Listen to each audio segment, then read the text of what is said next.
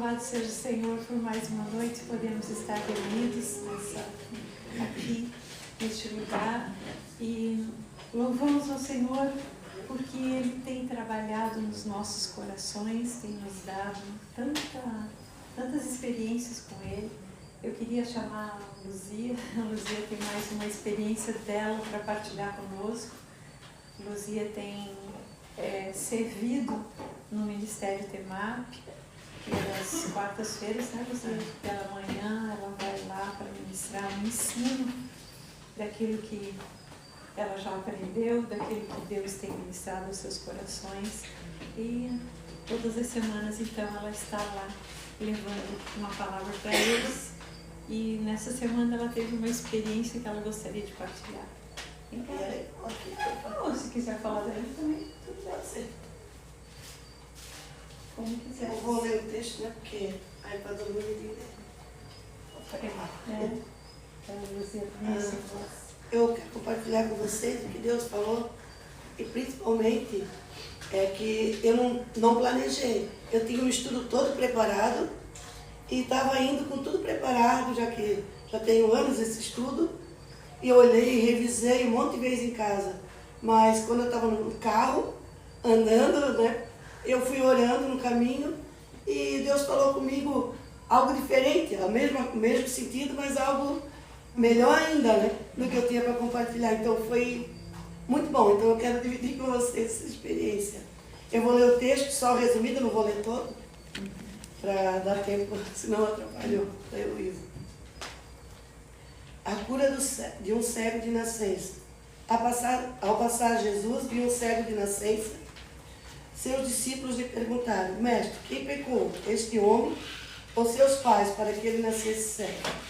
Disse Jesus: nem ele, nem os seus pais. Nem os seus pais pecaram, mas isso aconteceu para que a obra de Deus se manifestasse na vida dele. Enquanto é dia, precisamos realizar a obra daquele que me enviou. A noite se aproxima quando ninguém pode trabalhar. Enquanto estou no mundo, sou a luz do mundo. Tendo dito isso, cuspiu no chão, misturou terra com saliva e aplicou aos olhos do homem. Então ele disse: vai lavar-se no tanque de Siloé, que significa enviado. O homem foi, lavou-se e voltou vendo. O que o Senhor deu para mim foi que quando Jesus curou ele cuspiu no chão e fez água, pegou saliva, mais a terra, fez argila e colocou no olho do homem. E isso remete lá para a criação, porque quando Deus criou o homem, ele pegou terra, pegou, né, o pó da terra, pegou água e criou o homem. Então ali, Jesus estava apontando para lá, para esse fato. E com argila e água, ele curou o olho do homem. Ele fez um novo homem a partir da mesma matéria da criação.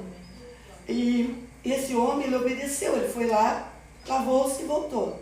Então, a palavra de Deus é a água que nos cura, né? Também tem. E no princípio, o que Deus fez primeiro? Ele pegou e disse: haja luz. Ele fez separação entre luz e trevas. Então, na vida desse homem, ele nasceu cego, nunca viu a luz. Então, Jesus fez separação entre luz e trevas na vida desse homem também, né? E quando eles perguntaram por que ele era cego, ele disse que era para a obra de Deus se manifestasse na vida dele. A obra de Deus é que todos conheçam a Jesus, né? Aquele que Deus mandou. E Jesus estava lá no princípio. Então, tudo que a gente vive remete lá no princípio. Então, a palavra de Deus, ela se completa, né? E esse homem, ele foi... As pessoas disseram que ele era mentiroso, que ele não era o cara cego. E ele dizia: sou eu mesmo.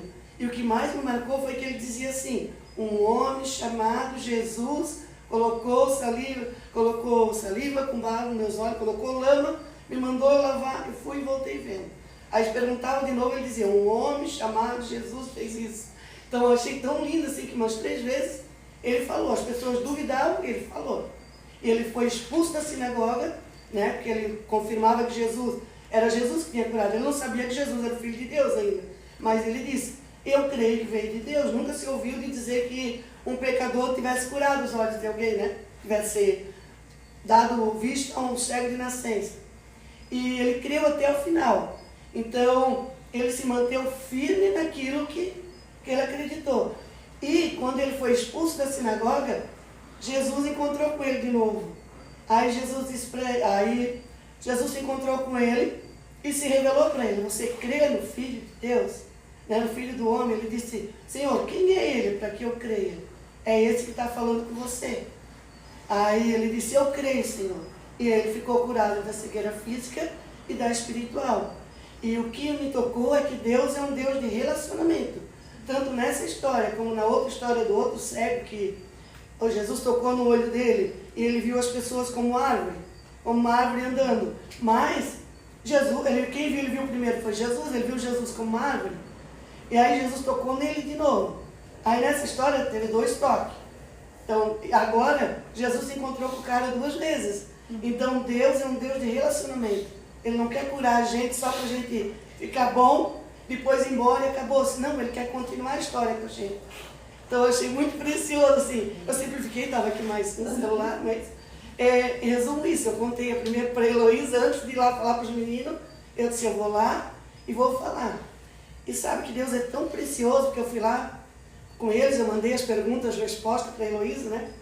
E foi tão precioso que tem um senhor lá que tem 60 e poucos anos, quase 70, tem os 2 lá, e eles responderam com a palavra, e nem tanta palavra que estava aqui, né? Eles responderam com a palavra o mesmo sentido. A palavra deles. A palavra deles, assim, né? E com a palavra de Deus mesmo, mas que tinha o mesmo sentido. Que Jesus é luz, que assim, né? Eles meteram em outra palavra. Então, como eles viram que Deus falou comigo, eles também aprenderam que eles podiam perguntar para Deus a resposta. Então foi muito incrível. Então eu queria dividir isso com todos vocês, tá? Muito obrigada, Luzia. Então, gente, quando a Luzia partilhou isso comigo, porque ela estava tão no caminho, né? Quando ela teve todo esse espírito foi ministrando, ela ligou para mim e ela disse: veja só o que aconteceu. Você acha que eu posso partilhar isso? Eu disse: mas é claro, porque assim eles vão saber que também eles podem ter revelação da mesma maneira que você. Ela tinha um estudo preparado, tudo escrito, mas essa questão de ligar o Antigo com o Novo Testamento, de ligar a questão do lodo com, trazendo luz, né? Acabando com as trevas, e dando luz para a vida do cego, é o mesmo que aconteceu. Eu lembro que no princípio havia um caos, né? E o Senhor fez toda a separação de luz e trevas, e depois Deus criou o homem do pó da terra, né? Então, tudo se relaciona na Bíblia, e em tudo, na medida em que a gente vai repartindo, gente, Deus vai derramando mais. Isso foi aquilo que a Tânia partilhou na semana passada, agora a Grazi relembrou na semana passada também, né, a respeito do que ele falou também, a respeito daquilo que a Kathleen, quando esteve aqui conosco, disse que quando nós partilhamos o que o Espírito ministra a nós, o mesmo Espírito ministra desperta as outras pessoas, para que elas também tenham revelação, para que também elas possam partilhar, e assim o Evangelho vai sendo distribuído, a palavra de Deus vai passando de uma pessoa para outra. Amém? Então, depois leia, Luzia, qual é a referência bíblica? João 9. João 9. João 9. Quem quiser é bom ler todo para entender. Vamos ler toda, né? Porque a história é longa, mas é bom ler toda a história, daí para poder relacionar com o capítulo 1 de Gênesis e com o capítulo 2, né, que é da formação do homem. Amém? Então, gente, nós vamos hoje encerrar a nossa história, a nossa caminhada pelas parábolas que Jesus, onde Jesus ensinou o que é o reino de Deus, no Evangelho de Mateus, no capítulo 13. Essa então é a parábola da rede, é a última das 7 parábolas que estão no capítulo 13, onde Jesus falou sobre o reino de Deus. Vamos lá, antes de tudo, nós vamos relembrar. Então, abram lá no capítulo 13 de Mateus e vamos relembrar o que é que Jesus ensinou a respeito do reino dos céus neste evangelho.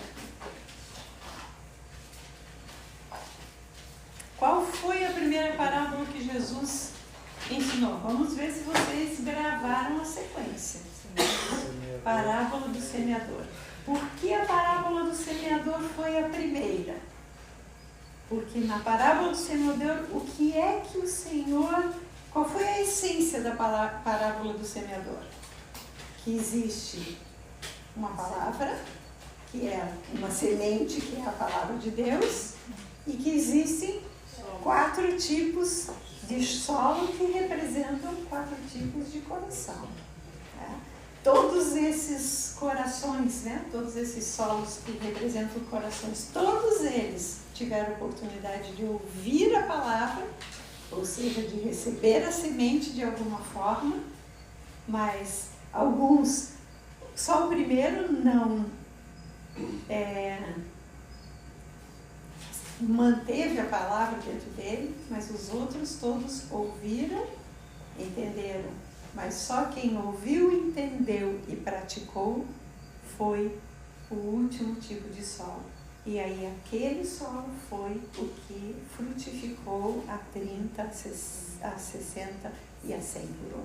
Então Jesus começa colocando que no reino dele, ou seja, no governo dele sobre as nossas vidas, quando Jesus veio ao mundo, ele começou, João Batista anunciou: arrependei-vos porque é chegado o reino dos céus. Aí Jesus começou a pregar: arrependei-vos porque é chegado o reino dos céus. Então, ali Jesus estava anunciando que o governo, o sistema de governo do céu estava chegando. E como que ele se manifestaria? Primeiro, através de uma palavra que seria uma semente semeada nos corações das pessoas, através do falar. Porque ouvir, eles não tinham palavra escrita, muitos eram analfabetos, então, por isso, a parábola do semeador é um fundamento para nós entendermos o reino dos céus.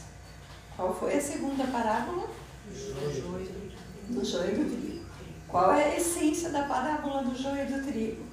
Depois que Jesus ensina que existe no reino dele uma palavra que é apresentada para diferentes corações, ele mostra que neste campo, no mesmo ambiente onde podem ser semeadas 2 tipos de palavra de sementes.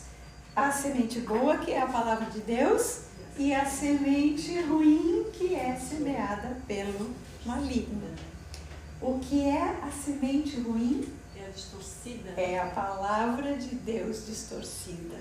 É a palavra de Deus sem fundamento. É a palavra de Deus que sem vivência. É como se eu venho aqui e falo para vocês de algo que eu não experimentei. Eu não experimentei aquela palavra. Ela não entrou no meu coração ainda. Eu posso só transmitir, mas ela não... Deus pode fazer dar fruto na vida de vocês. Mas ali, a palavra do maligno é para nos confundir, como foi lá com relação a Eva no Jardim do Éden, que a palavra de Deus foi torcida. Então, ali, o joio e o trigo têm a mesma aparência externa, crescem juntos, lado a lado, mas eles... só vai ser percebida a diferença no dia da colheita. Agora, eu queria que vocês abrissem ali para que porque a parábola da rede, ela é uma parábola paralela à parábola do joio, porque ambas falam do final dos tempos. Vamos lá? Na parábola do joio, está escrito assim: o reino dos céus é semelhante a um homem que semeou boa semente no seu campo. Mas enquanto o homem dormia, os homens dormiam, veio o inimigo, semeou o joio no meio do trigo e retirou-se. E quando a erva cresceu e produziu fruto, apareceu cresceu também o joio. Então, vindo os servos do dono da casa, lhe disseram: Senhor, não semeaste boa semente no teu campo? De onde vem, pois, o joio? Ele, porém, lhes respondeu: um inimigo fez isso. Mas os servos lhe perguntaram: queres que vamos e arranquemos o joio? Não, replicou ele, para que ao separar o joio não arranqueis também com ele o trigo. Deixai-os crescer juntos até a colheita, e no tempo da colheita direis aos ceifeiros: ajuntai primeiro o joio, atai-os em feixes para ser queimado, mas o trigo recolhei no meu celeiro. Então, no tempo do fim é que haverá a separação entre o joio e o trigo. E aqui está escrito que o joio vai ser recolhido no celeiro. Guardem isso. E o joio, não, o trigo vai ser recolhido no celeiro, mas o joio vai ser atado em feixes e vai ser lançado fora. Quando ele explica essa parábola, ele diz que está lá nos versículos de 36 a 43, ele diz que a ceifa é a consumação do século, no versículo 39, e os ceifeiros são os anjos. E que na consumação do século, então, o que acontecerá?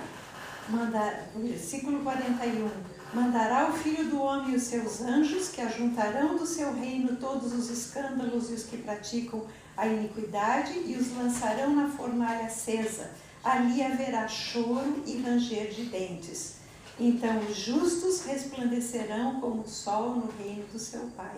Quem tem ouvidos para ouvir, ouça. Então, esta é uma parábola a respeito da consumação do século, nos mostrando que na consumação do século vão haver dois tipos de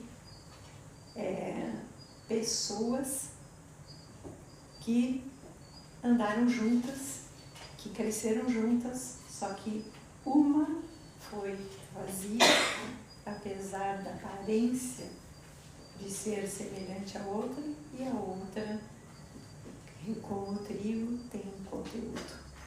Então é muito sério, porque está dizendo que no mesmo campo, então, no mesmo espaço, como aqui, estamos todos juntos e estamos estudando e crescendo juntos.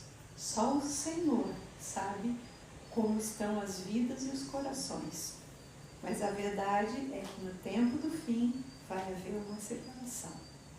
Só que aqui ainda está escrito que os trigos, ou seja, aqueles que têm conteúdo, serão separados e colocados à espera. Porque o que está no celeiro está à espera. Está guardado e está à espera. Agora, depois, quando nós olharmos a parábola da rede, nós vamos ver a continuação disso, tá? Então, quem é joio sabe que é joio. Hoje está enganado,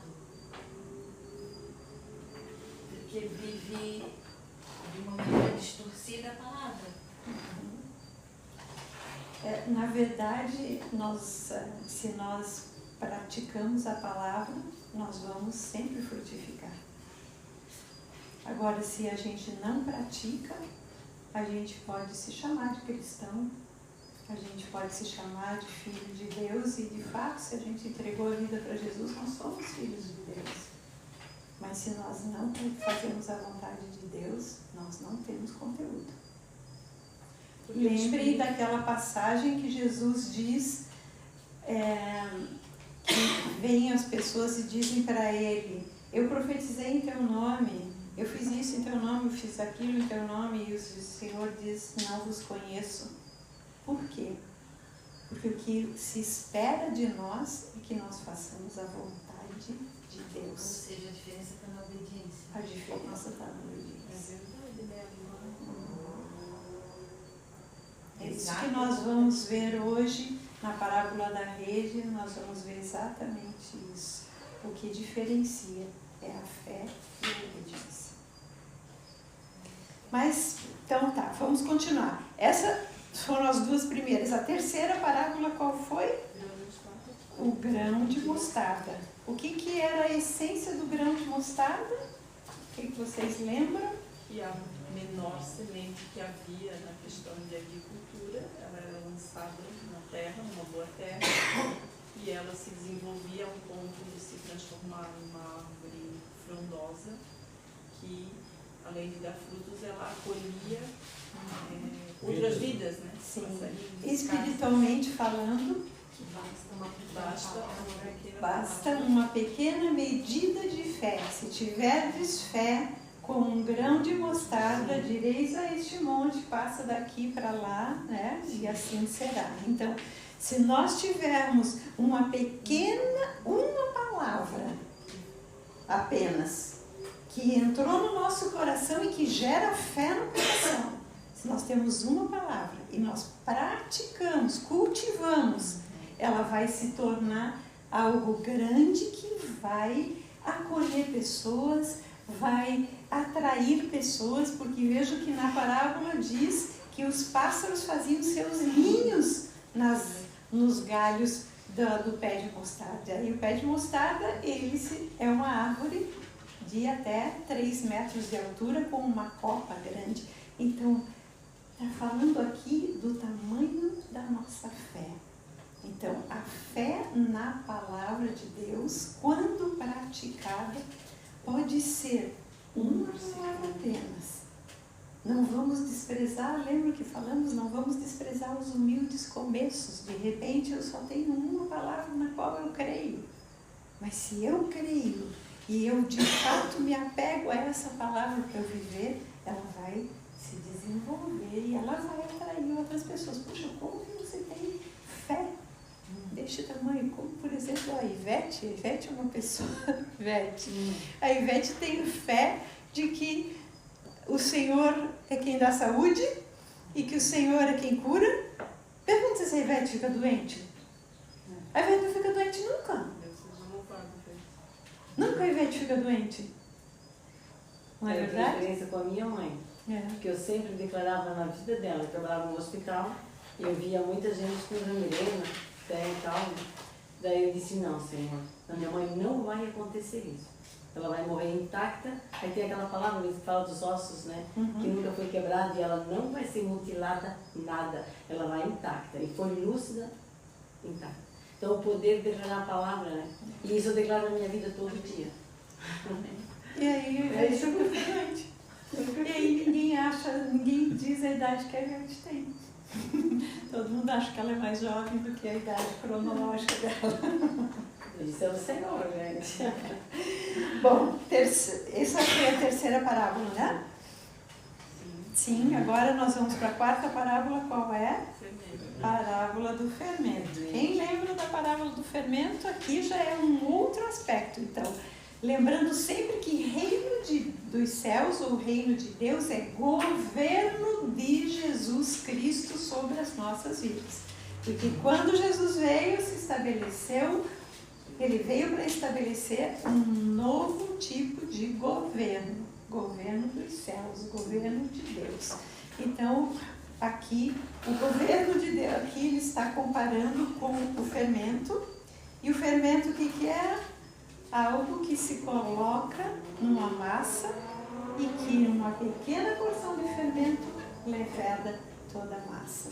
Então, o que nós vimos é que, porque esta palavra fermento está dentro do contexto da história do reino de Deus, ela não tem sentido de pecado, como ela aparece em outros textos bíblicos com sentido de pecado. Fermento tem um significado de pecado em outros textos bíblicos, porque é algo que contamina, né, e que se prolifera. Mas aqui não.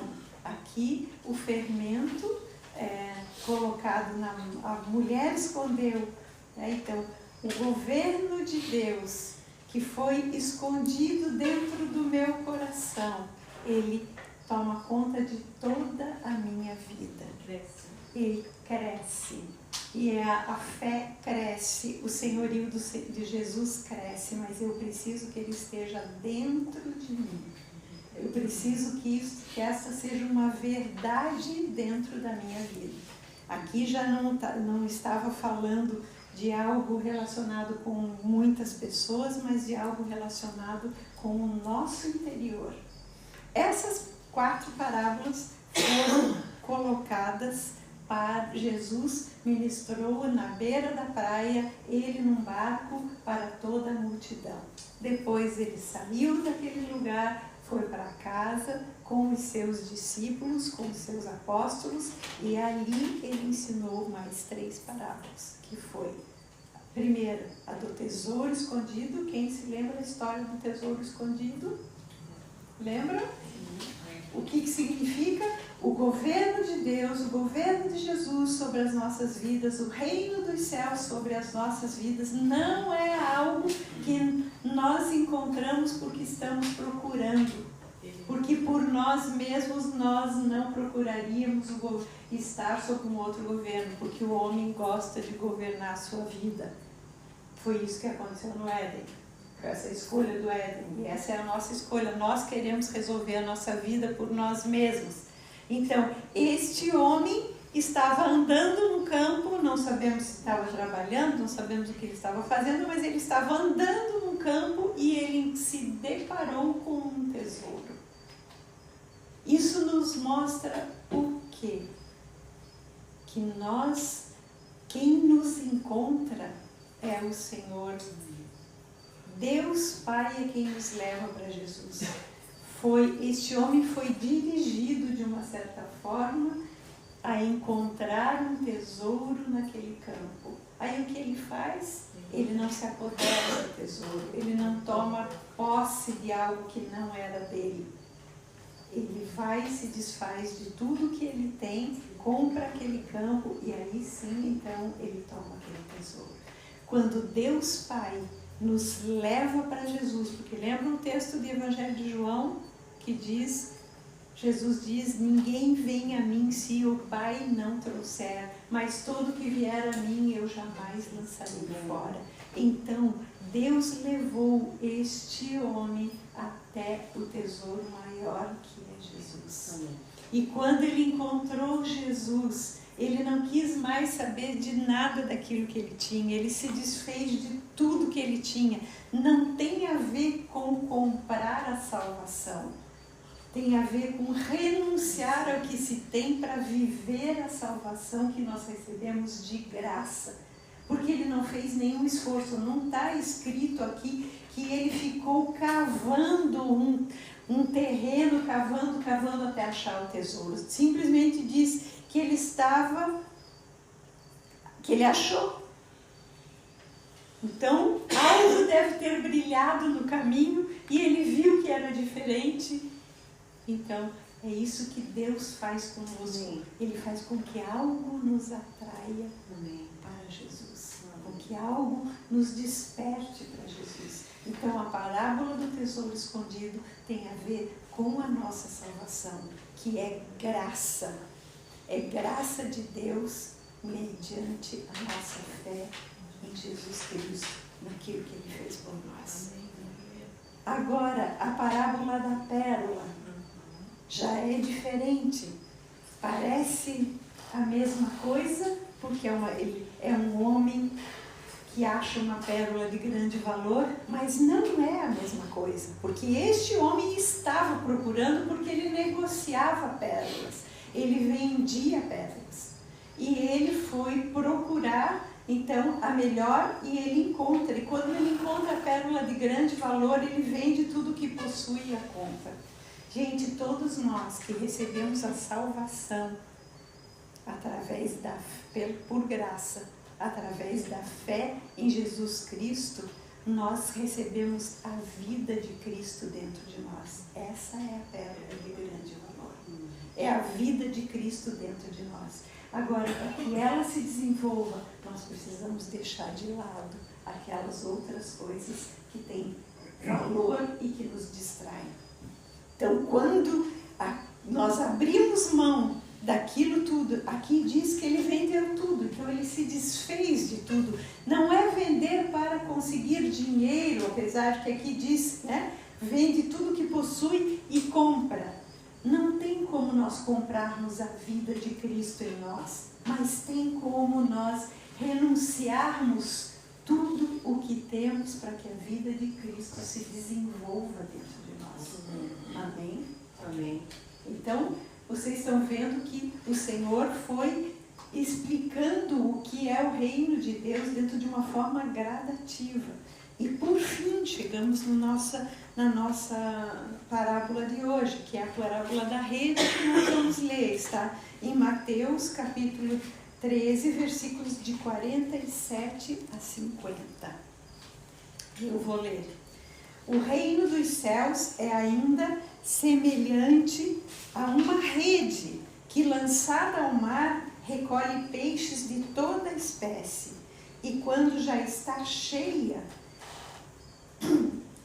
os pescadores arrastam-na para a praia e, assentados, escolhem os bons para os cestos e os ruins deitam fora. Assim será na consumação do século. Sairão os anjos e separarão os maus dentre os justos e os lançarão na fornalha acesa. Ali haverá choro e ranger de dentes. Vamos aqui, pouco a pouco, nós vamos ver o que aqui significa. Jesus diz: o reino dos céus ainda é semelhante a uma rede. Então nós temos uma rede, nós temos o mar, nós temos peixes, nós temos pescadores e depois nós temos anjos. Temos peixes bons e peixes maus, ruins, e temos pessoas más e pessoas justas. Como nós vamos entender tudo isso? Primeiro, vamos gravar o seguinte, que o reino de Deus é real. E o reino de Deus, além de ser real, ele está conduzindo todos nós para uma direção final. Quer nós queiramos, quer não, nós estamos todos sendo levados para uma direção final. Quando Jesus veio, era chegado o reino. O reino foi estabelecido quando ele morreu na cruz no nosso lugar. Ali ele nos comprou. Então, ali o governo dele sobre as nossas vidas foi estabelecido. Mas terá um dia em que ele vai voltar, a sua igreja ele vai tirar, mas haverá mais adiante um dia chamado juízo final. E lá nesse juízo final será feita a separação final. Então, por isso eu falei para vocês que a parábola do joio e do trigo era ali. Primeiro nós recebemos a palavra no coração, nós acolhemos, ela começa a se desenvolver, a planta da vida de Cristo começa a crescer dentro de nós como um trigo, só que nós vamos ser colocados à espera. Vejam, quantos já conheceram Jesus desde o ano que Jesus começou a ministrar a palavra? Essas pessoas já morreram. Onde elas estão? Estão no celeiro, esperando o dia final. Não é verdade? Mas, gente, que direção final é essa que nós todos estamos sendo levados? A direção final é esse julgamento, onde haverá uma separação não entre bons e maus. Eu já vou explicar isso. Mas entre justos e injustos, ou justos e pessoas perversas. Em algumas versões está justos e perversos, ou justos e injustos. Eu quero agora explicar uma coisa para vocês. Jesus usou mais uma vez uma parábola com figuras que eram do entendimento daquelas pessoas. Os seus discípulos, lembrem que ele está aqui falando sobre a consumação do final dos tempos, para a consumação dos séculos, para os discípulos. Ele não está falando para a multidão. Os discípulos já estavam caminhando com ele. E ele está falando para os seus discípulos a respeito do final dos tempos. Os discípulos de Jesus eram, alguns deles, pescadores, não é verdade? Sim. Lembram disso? Sim. Alguns deles eram pescadores. Sim. Eles então tinham conhecimento de como era a pescaria, eles tinham conhecimento de como acontecia uma pesca, eles tinham conhecimento dessa separação entre peixes bons e peixes ruins. Eles tinham todo esse conhecimento. As pessoas que não eram pescadoras, mas que estavam com eles, eram todos judeus, todos eles sabiam de como acontecia a pesca. Agora, eu coloquei ali para vocês rede de arrasto, porque era o método de pescaria mais usado na época, segundo os historiadores, o arrastão. Como é que acontecia? Eles pegavam redes, tinham cortiça na parte superior da rede para a rede boiar, pesos na parte de baixo para a rede afundar e 2 barcos. Uma ponta da rede num barco, outra ponta da rede no outro barco. Eles lançavam a rede no mar, né? Mar da Galileia, né? Que na verdade não era mar, era lago, né? E no mar da Galileia, e ali, porque eles eram galileus, né? E Jesus estava em Cafarnaum, quando está falando essa história para eles. E ali eles puxavam a rede, quando eles sentiam o peso da rede, quando sentiam que a rede estava pesada, como diz aqui, quando sentiam que ela estava cheia, eles arrastavam para a praia e ali eles se assentavam e faziam a separação dos peixes. Como é que eles separavam os peixes? Judeus tinham leis específicas quanto à alimentação. Peixes que não tinham escama, que não tinham barbatana, eles não podiam comer. Então eram peixes que eles tinham que jogar de volta para o mar. Eles tinham que descartar. Os peixes bons eram os peixes que estavam dentro das leis deles, e eram os peixes mais gordos, os peixes com uma forma perfeita, os peixes que eram vendáveis também, porque eles viviam da venda da pescaria, né? Então, assim eles faziam a separação ali na praia, e assim acontecia, né? Era o processo. Mas eu achei interessante quando eu li isso, que o que eles usavam era a rede de arrasto, de arrastão. Porque agora eu quero dizer para vocês, pensem que o reino de Deus, o governo de Deus sobre o mundo é como uma rede. A palavra de Deus, vocês lembram nos evangelhos? Até nós temos aqui a nossa... Deixa eu mostrar para vocês. Aqui a nossa bandeira do mapa mundo. Para a gente poder orar, a partir dessa bandeira nós oramos pelas nações, nas segundas e nas quartas-feiras.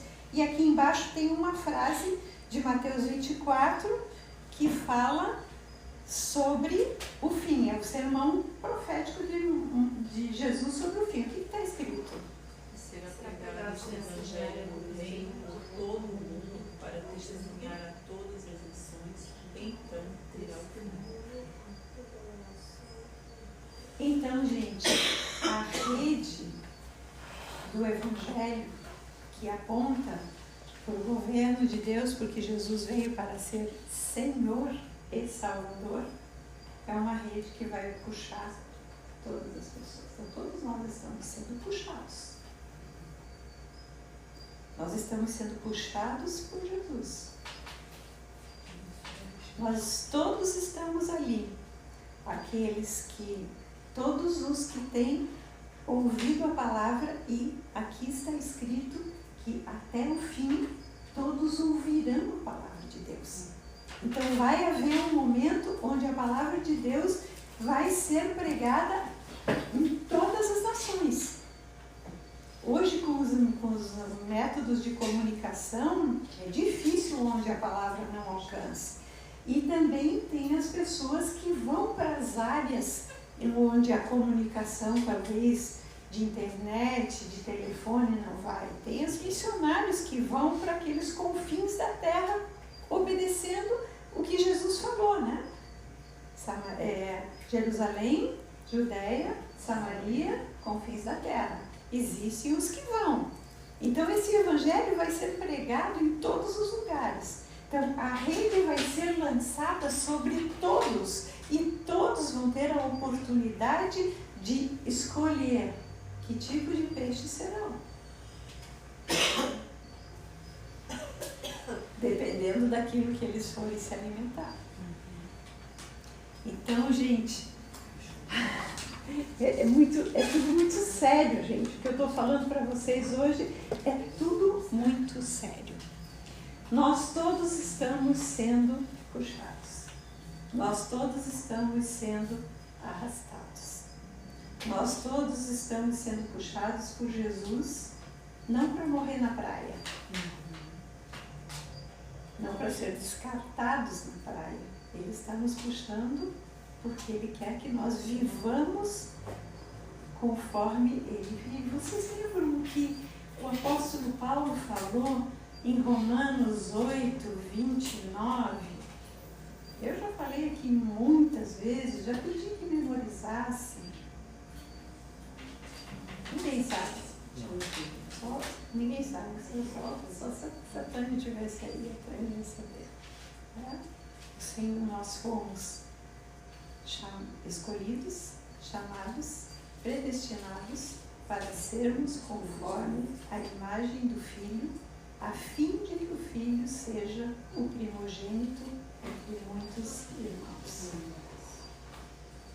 Então, que tipo de peixe o Senhor espera que nós sejamos?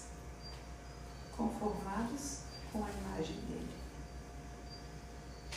Conformar com o peso de Jesus Cristo, com a forma de Jesus Cristo. Então, amados irmãos, aqui diz que o peixe, lá na história dos pescadores, os peixes, quando eles puxavam a rede e colocavam a rede na areia, abriam a rede e começavam a escolher os peixes, eles escolhiam entre bons e ruins. Bons eram os que tinham, como eu já falei, a forma, o peso, a qualidade dos que eram vendáveis, dos que eram comestíveis e vendáveis. Ruins eram os que não se enquadravam nesse aspecto. Agora, quando nós fomos puxados na consumação do século pelos anjos, na rede do reino dos céus, nós não seremos escolhidos entre bons e ruins. Por quê? Por que não? Por que não é entre bons e ruins? Por que é entre justos e injustos? Bom não existe ninguém, né? Exatamente, Fernanda. Vamos abrir lá em Romanos 3 e nós vamos ver, o apóstolo Paulo faz uma referência a um texto do livro de Salmos. Sabe o que eu pensei aqui nesse Mateus também? A mesma, linkando com Mateus 25, que fala, porque tu me vício no fosse investir. Então, isso seria questão da pessoa fazer o bem para outra pessoa. Vamos falar sobre isso. Romanos 3. Então, vejam, aqui em Romanos 3, versículos 11 e 12, está escrito assim: não há justo, nenhum sequer. Não há quem entenda, não há quem busque a Deus. Todos se extraviaram e a uma se fizeram inúteis. Não há quem faça o bem, não há nenhum sequer. Então, naturalmente, o ser humano não é bom. Lembram quando Jesus encontrou com aquele jovem rico? E o jovem rico chega para Jesus e diz: "Ô bom mestre." Sim. E ele diz: "Por que você me chama de bom? Bom só existe um, só o Pai." Então, gente, nós não somos bons.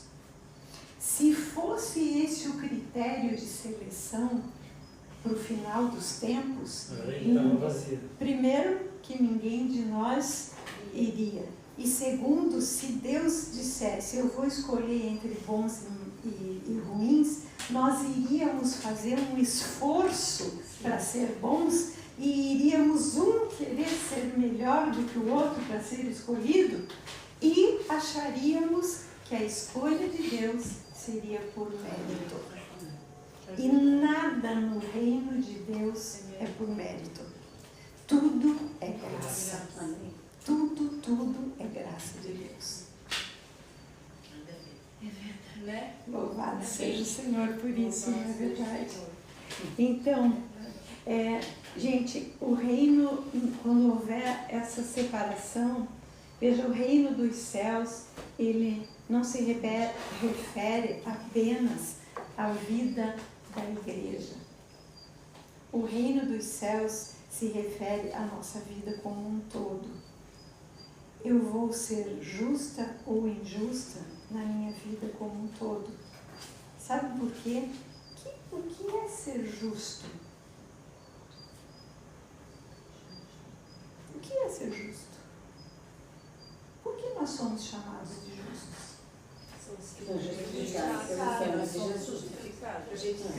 Jesus tornou a justiça. Vamos ver. Jesus tornou a justiça de Deus.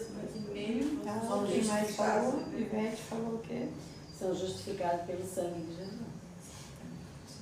Romanos 5, nós estamos no Romanos 3, vamos lá com Romanos 5. Versículo 1. Justificados, pois, mediante a fé, temos paz com Deus por meio de nosso Senhor Jesus Cristo, por intermédio de quem obtivemos igualmente acesso pela fé a esta graça na qual estamos firmes e gloriamo-nos na esperança da glória de Deus. Gente, nós somos justos não porque fazemos justiça como a justiça da terra. Nós somos justos porque Jesus se fez justiça no nosso lugar. Quando que ele se fez justiça? Quando ele morreu na cruz no nosso lugar. Todos nós nascemos pecadores, todos nós nascemos com a herança do pecado de Adão. Todos nós nascemos maus, todos nós nascemos desobedientes. Por que uma criança pequenininha, lindinha, bate o pé? Eu quero. Por quê? Porque ela é teimosa, porque ela nasceu com esta estultícia dentro do coração dela, que é a herança de Adão. Então, nós nascemos com o pecado dentro de nós, e nós nascemos sem possibilidade de sermos justos, de praticarmos o bem mesmo. Amém. E sem sermos bondosos. Agora, quando Jesus se fez, por isso Jesus se fez homem. Jesus se fez homem para quê? Para, como homem, ser crucificado numa cruz. E lá, o apóstolo apóstolo Paulo escreve que ele pagou o preço do nosso pecado e a dívida que nós tínhamos com Deus foi rasgada, gente. Isto é justificação. A justificação é a nossa dívida para com Deus por causa do pecado e por causa de uma vida guiada pela independência de Deus, pelo pecado, foi rasgada, foi quitada a dívida. O apóstolo Paulo escreve na primeira carta aos Coríntios, no primeiro capítulo, ele escreve que Jesus se tornou para nós justificação, redenção, salvação. Então, nós só podemos ser justos através da fé no sacrifício de Jesus na cruz. É por isso que eu disse para vocês que muitos na rede não vão ser peixes bons na rede do reino, porque nem todo mundo acredita no sacrifício de Jesus para quitar. Tem gente que vive se esforçando para agradar a Deus, para quitar o seu pecado. Gente, nós não temos como fazer nada. Hoje nós podemos, através de Jesus, confessar o nosso pecado, porque Ele está intercedendo junto do Pai e Ele vai lá e diz: Pai, vamos perdoar porque eu já morri pelo pecado que Ele está cometendo hoje. Eu já morri, cortei aquela raiz. Isto ainda está acontecendo, mas Ele está se arrependendo. Por isso o arrependimento é o que tem que acontecer conosco dia após dia. Nós nos arrependemos não por nossa causa, mas por quem morreu por nós. O que nos leva ao arrependimento é sabermos que alguém deu a sua vida por nós. E esse alguém era o Filho de Deus. A gente se torna justo quando acredita na justiça de Deus? A justiça feita através do sacrifício de Jesus. Através do sacrifício da cruz. Porque se você não crê, e isso, gente, não é só crer de falar, é crer de viver. Porque senão não, agora eu fiz isso errado e nós fazemos um monte de coisa errada todos os dias. Meu Deus, e agora? Agora eu perdi a salvação. Não perdi a salvação. O Senhor me deu a salvação de graça porque Ele pagou lá, Ele me libertou da escravidão do pecado na cruz. Agora Ele não só me libertou da escravidão do pecado, verdade de Adão, como Ele me justificou, Ele quitou a dívida. Vocês entendem isso? Quando a gente tem uma dívida no banco e você vai lá e quita a dívida, acabou. Não tem mais pendências. Então, os que são justificados não têm mais pendências. Tu falaste uma coisa que eu acho que eu não entendi. Ali que é do arrependimento, né? O nosso arrependimento é o que tu faz? A gente tem que se arrepender pelaquilo que... Por causa daquele que morreu por nós, e não por nós. Senão, eu quero me arrepender porque eu quero ficar bem diante de Deus. Na verdade, a gente quer ficar bem diante de Deus. Eu quero me arrepender das coisas erradas que eu faço, porque eu quero me livrar daquilo que eu faço. Mas, na verdade, eu estou pensando só em mim. Eu não estou pensando em Cristo. Agora, eu preciso me arrepender e eu preciso querer me arrepender porque pensando naquele que morreu por causa do meu pecado. Ele não tinha nada com isso. Muda completamente o nosso enfoque. Ele, né? Não por Se a gente se arrepende por causa dele, não por nossa, senão é egoísmo novamente.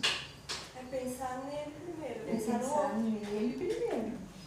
Luísa, ali naquele texto de Romanos 2,4, que fala que é Deus que nos conduz ao arrependimento, percebendo que ainda isso vem dele. Isso. Isso que é tremendo. E por que Ele nos conduz? Porque Ele deu o Filho. Ele deu o Filho dele. Então, Ele nos conduz ao arrependimento para que a gente dê o valor devido para Deus deu o Filho, Jesus deu a vida. E aí ainda nós estamos pensando em nós mesmos, que eu quero livrar minha cara de sair feia na fotografia. Né? Ou de ser jogada de volta pro mar ou lançada fora num barril que vai ser jogado fora o peixe, né?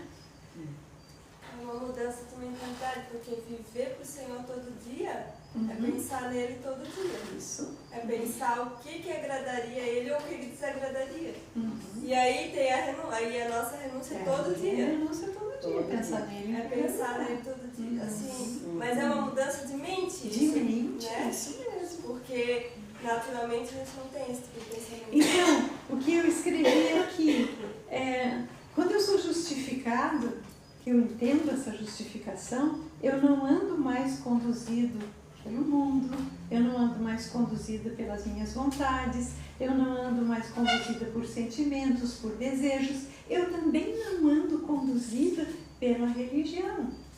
Eu também não é religião, é relacionamento como a Luzia colocou. Desde o princípio, Deus sempre quis se relacionar com o homem. Então, é por isso, pela busca de um relacionamento com Ele, é que eu vivo.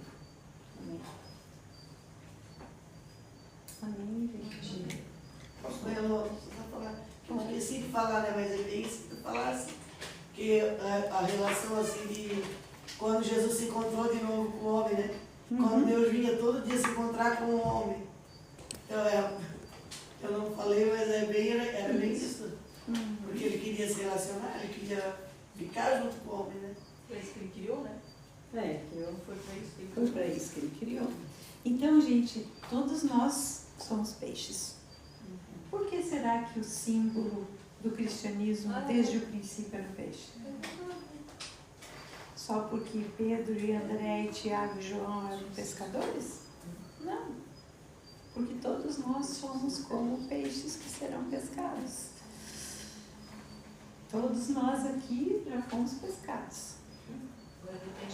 Agora depende de nós, né? Depende de nós como nós vamos viver, né? Depende aí de se nós vamos nos deixar conduzir pelo Senhor.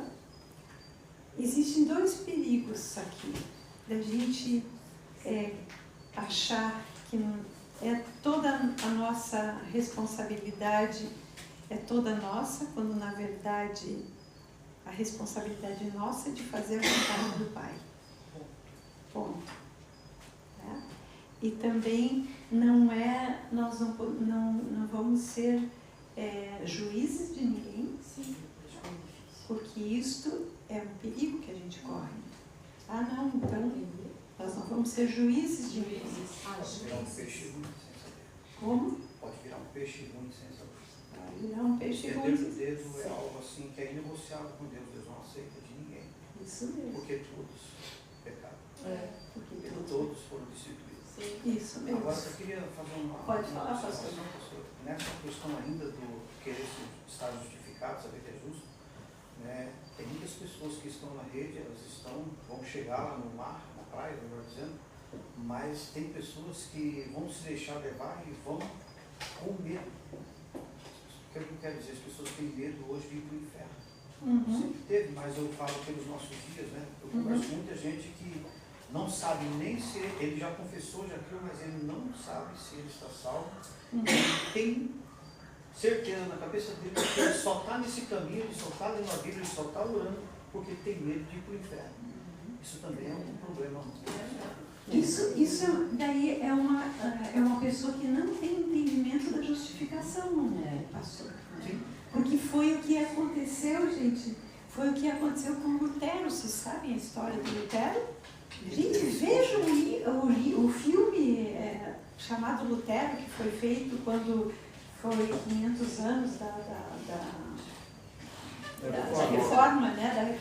Da reforma protestante, foi feito um filme. Esse filme é ótimo, que mostra para a gente entender a história de Lutero. Lutero era um monge católico que ele se autoflagelava, sabe o que é isso? Né? Ele se machucava porque ele era atormentado por alguns pensamentos de tentação que ele não conseguia vencer. Então ele ficava num quarto, nesse filme mostra bem claro, bem assim, bem, né, de uma forma bem fácil de entender. Ele ficava lá, ele tinha o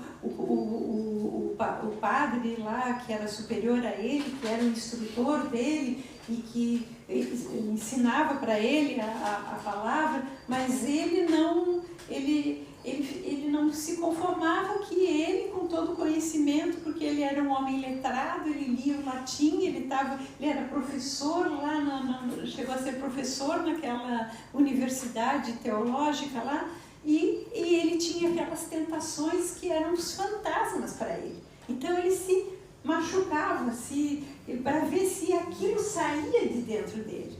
Até que, lendo a palavra, ele encontrou este texto de Romanos 5, da justificação pela fé. Justificação pela fé por meio de Jesus Cristo, por quem nós temos acesso ao Pai. Então ali ele entendeu, por isto ele passou a defender com unhas e dentes a importância da fé e não daquelas obras, daquelas indulgências, né? O filme mostra aquele povo indo lá pagando para subir os degraus, para entrar lá em cima da catedral e lá comprar salvação. Quando ele começou a ver isso, foi tudo que depois acabou gerando todas as 95 teses dele, que ele afixou lá na porta da catedral, e daí foi excomungado, e aquela história toda, né, que aconteceu com ele. Mas a questão que eu queria frisar aqui foi essa.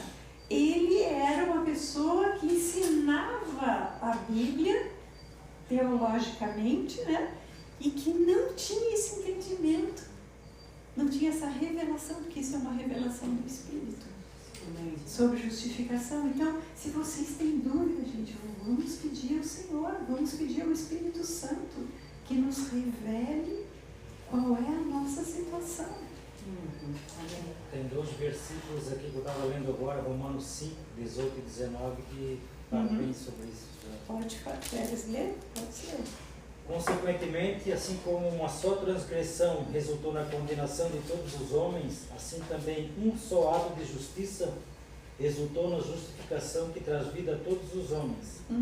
Logo, assim como por meio da desobediência de um só homem, muitos foram feitos pecadores, assim também, por meio da obediência de um único homem, muitos serão feitos justos. Jesus Cristo, né? Adão e Jesus, né? Adão pecou e todos nós recebemos o pecado, e Jesus pagou o preço do pecado e todos nós então fomos justificados. Amém. Amém, gente. Então, voltando lá, vamos voltar lá para o Mateus, para a rede. Então, entenderam que não é por mérito, entenderam que na separação, na consumação do século, sairão os anjos. Quem vai fazer separação entre nós justos e injustos vão ser os anjos. Quem são anjos na Bíblia?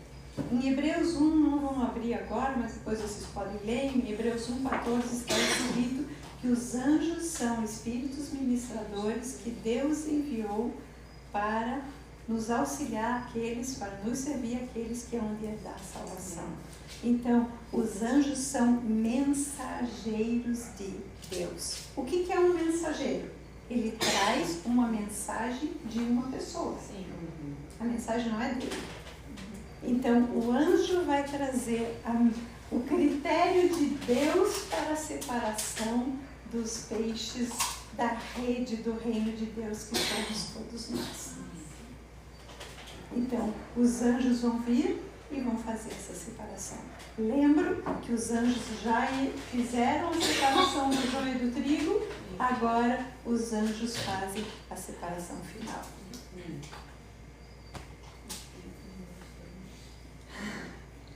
Então, gente, a pergunta para nós é: como é que nós vivemos então nesta vida, para que nós não sejamos os ímpios ou os perversos.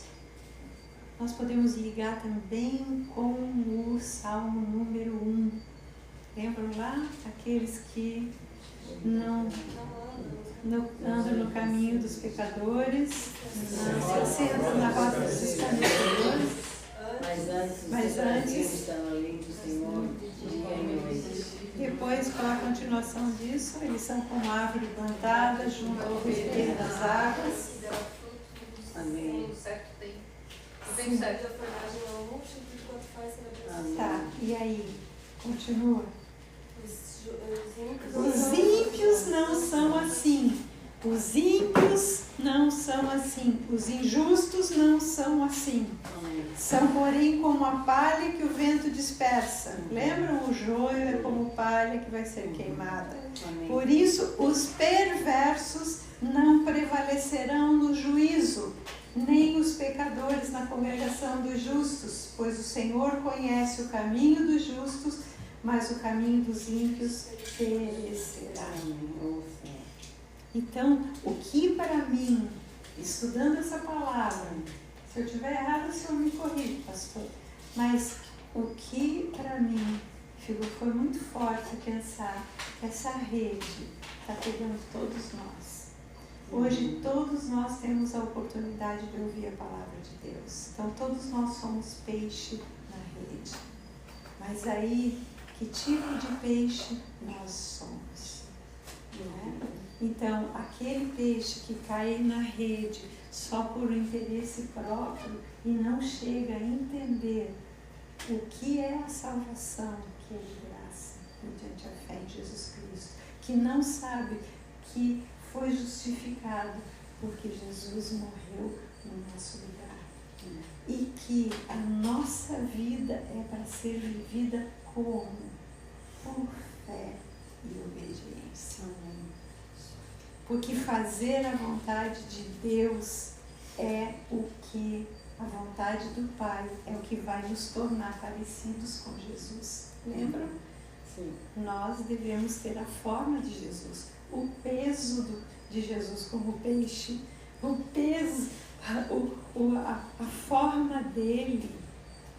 Nós devemos ser desejáveis como companhia, devemos ser pessoas que as outras gostam de estar conosco.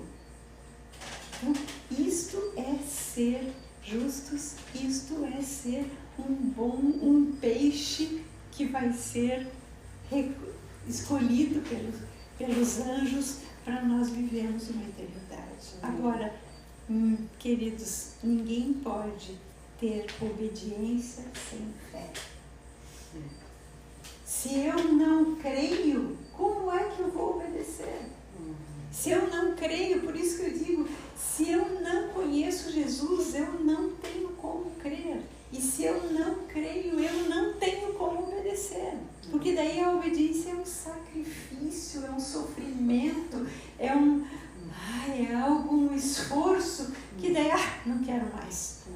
De repente, dá chuta o balde e não quero mais, não é verdade? Agora, se nós... E a fé, o que ela é? Ela é um fruto do Espírito. A fé é um dom de Deus. Quando nós lemos lá em Gálatas sobre o fruto do Espírito, existe um fruto chamado fidelidade. Lembram? Lembro. Amor, paz, alegria, benignidade, bondade, fidelidade. A palavra fidelidade e a palavra fé, elas têm o mesmo radical na língua grega. Então, fé e fidelidade estão relacionadas. Então, quando eu tenho fé como um grão de mostarda, eu vou ser fiel àquilo que eu tenho fé. E aí, se eu tenho esta fé, eu vou obedecer. E se eu obedeço, eu me torno alguém que está fazendo a vontade do Pai, que vai ser separado para Ele, para viver a eternidade com Ele. Às vezes a obediência é incompreensível, né? Sim. Se não for pela fé, Uhum. não tem como. Aqui em Romanos 12 fala assim, rogo-vos, pois, irmãos, pelas misericórdias de Deus, que apresenteis o vosso corpo por sacrifício vivo, santo E não vos conformeis com este século, mas transformais pela renovação da vossa mente, para que experimentais qual seja boa, agradável e perfeita vontade de Deus. Eu entendo que se a gente não muda a mente no sentido de tudo que eu faço no meu dia a dia, fazer a vontade de Deus primeiro, eu entendo que isso é uma renovação da mente, né? Nas coisas do dia a dia prática, antes de eu fazer, a minha mente está mudada para isso, tá? Entender que aquilo vai fazer mal para a pessoa, enfim, para outra pessoa, e querer fazer o bem. É esse sacrifício vivo mesmo, é o meu sacrifício do dia a dia.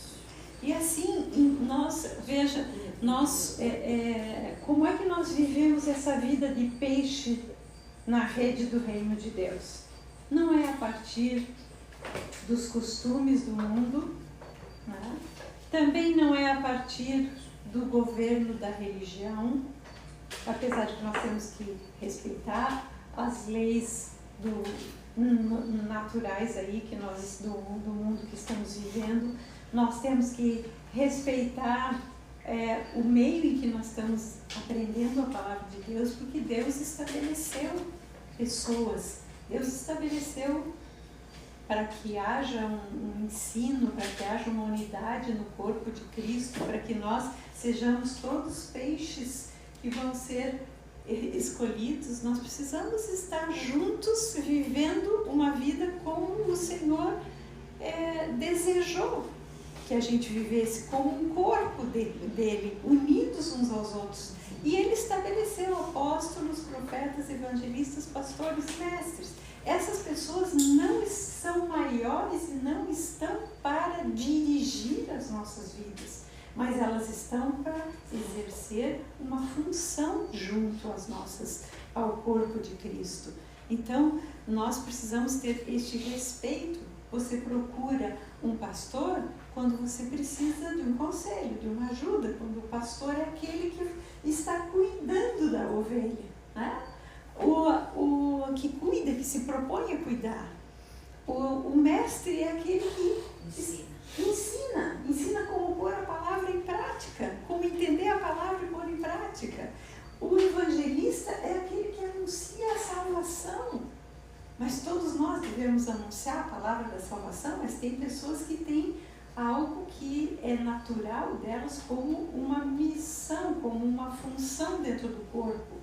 Existem os profetas que trazem a palavra de Deus para nós, a palavra de Deus, não a adivinhação do futuro, mas a palavra de Deus para as nossas vidas, para aquele determinado momento. De repente a gente está sem uma orientação para o momento. E uma palavra, a pessoa vem e ela traz uma palavra de orientação que está aqui. Porque a Bíblia está completa, nós não podemos acrescentar ou tirar nenhuma palavra dela. Então nós não podemos nos deixar nessa rede ser levados por profetas.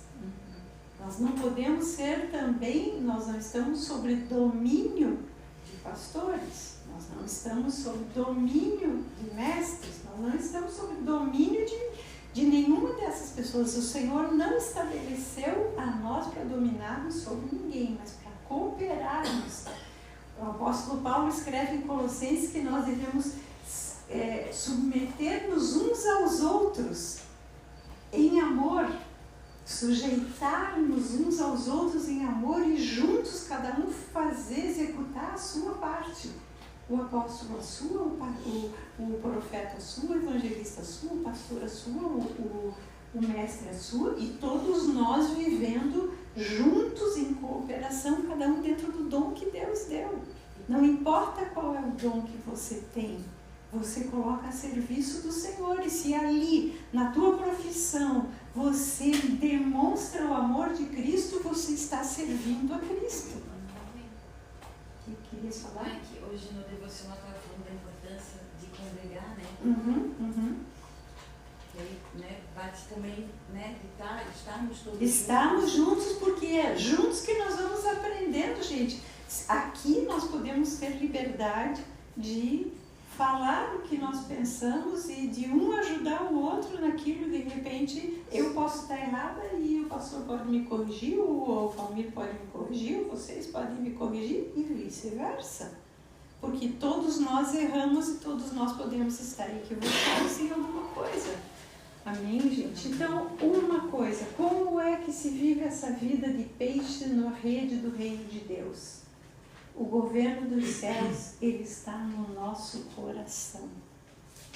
Lembram que Deus disse: eu darei para vocês, aspergirei água pura sobre vocês, darei para você, mudarei o coração de vocês, tirarei o coração de pedra, darei um coração de carne, colocarei dentro de vocês o meu espírito e ensinarei os meus decretos e os meus mandamentos, e escreverei dentro de vocês.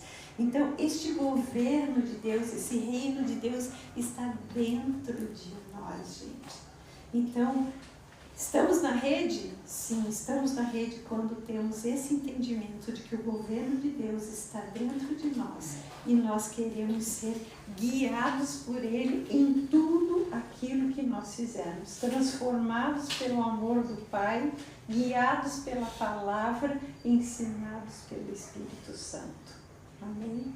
Então esta parábola nos ensina que o reino dos céus é real, que Ele está nos levando para uma direção final e que nós precisamos agora refletir.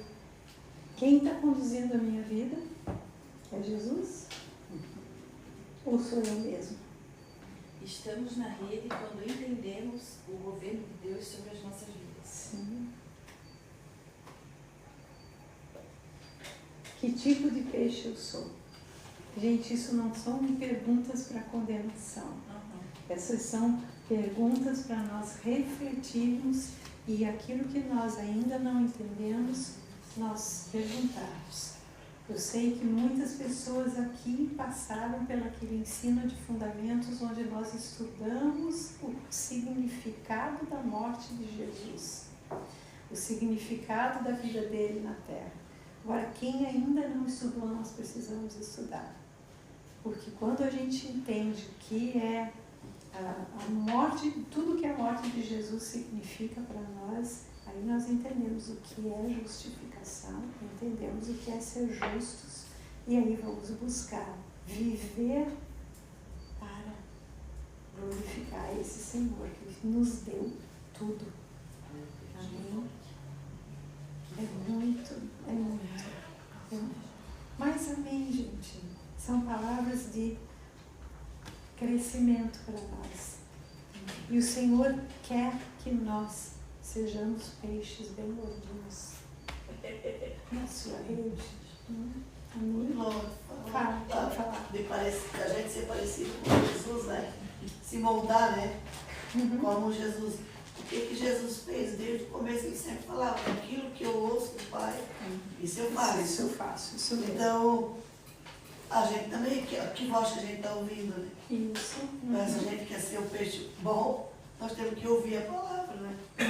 Isso e mesmo. quando tu falou ali, a palavra fala também que a gente tinha um escrito de dívida contra nós. E a palavra de Deus também é escrita no nosso coração. Ela também está escrita dizendo que Jesus veio, que Ele morreu pelo nosso pecado. Então, se a gente olhar a palavra, ela é preciosa, né? Esses dias eu vi uma mensagem que falava que hoje se fala das linguagens de amor, né? Tem um livro, né? Que cada um tem a sua linguagem. E aí a pessoa colocou assim: quer saber qual é a linguagem de amor de Jesus? O que faz, que agrada a Ele é a obediência. A gente quer saber o que agrada o coração dele, fazer é a obediência. É a linguagem de amor dele. É a linguagem de amor. Vai fazer a vontade de ser. Andar por fé, né? Porque a Bíblia diz que o que mais agrada a Deus, a gente anda por fé, né? Porque a Bíblia diz que é impossível. Sem fé é impossível agradar a Deus. Então as duas coisas andam juntas. Andam juntas, fé e obediência. Eu tenho um estudo de muitos anos atrás que eu ministrei em um congresso de mulheres da Igreja Menonita. Faz 15, 20 anos atrás, sobre fé.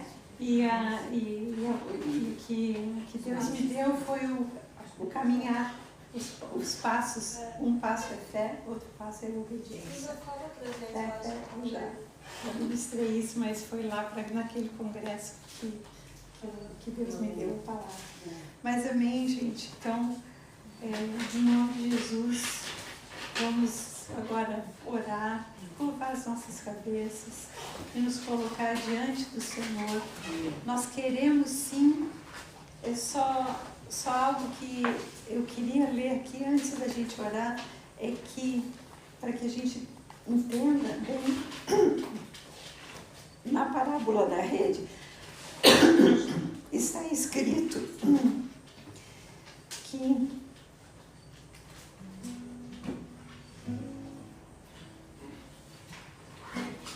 os anjos separarão os maus dentre os justos. Então nós vamos estar todos juntos, justos e injustos, na mesma rede. E Ele vai nos separar. Nós vamos estar juntos.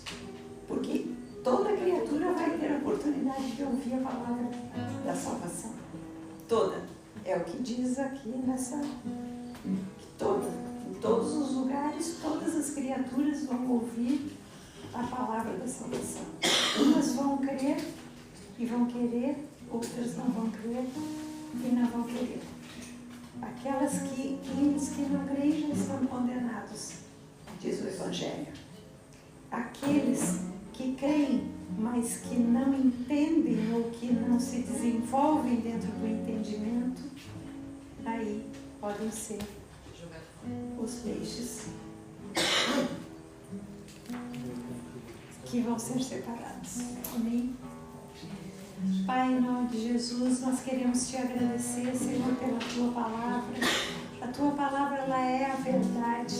Ela não é palavra de condenação, ela é palavra de esperança. Ela é palavra de significância. Ela dá sentido à nossa vida. Nós fomos escolhidos por ti desde antes da fundação do mundo e fomos predestinados para sermos santos e irrepreensíveis, e em amor tu nos escolheste para sermos filhos por adoção através de Jesus Cristo. E nós queremos celebrar essa verdade, que fomos escolhidos, fomos adotados, fomos chamados por ti, fomos adotados por ti através do sacrifício de Jesus. E através do sacrifício de Jesus, da morte dele na cruz, ele pagou a dívida que nós tínhamos para contigo. E nós fomos tornados justos. E nós queremos, naquele momento final, chegando no tempo do juízo final, ser vistos e ser escolhidos pelos anjos como justos, como aqueles que foram fiéis a Deus, como aqueles que obedeceram, que fizeram a vontade por amor e por gratidão ao Pai e ao Filho e ao Espírito Santo que nos assistiu e que nos assiste. Em nome de Jesus, Senhor, eu peço que essa palavra fique nos corações, nos nossos corações nessa semana, que todos nós reflitamos e pensemos nisso, porque foi um ensinamento de Jesus para os seus discípulos. No final dessa parábola, Jesus pergunta: vocês entenderam o que eu estou dizendo? E os discípulos disseram sim. Talvez eles não entendessem tudo, mas o pouco que eles entenderam, eles sabiam que o que eles precisavam era fazer a vontade de Deus. Submeter-se ao Senhor, abrir mão da sua vontade, e é isso que nós precisamos, entregar a nossa vontade nas mãos do Senhor para viver a vontade dele. Amém. Que assim seja. Em nome de Jesus, Pai, nós te agradecemos por esse encontro, por essa reunião, te agradecemos pela palavra, te agradecemos pelo pastor Marcos tocando violão para nós, e agora nós queremos celebrar este novo coração que tu já nos deste, esse novo coração que tu já colocaste dentro de nós, a palavra que está entrando e que está nos tornando um em Cristo Jesus. Amém?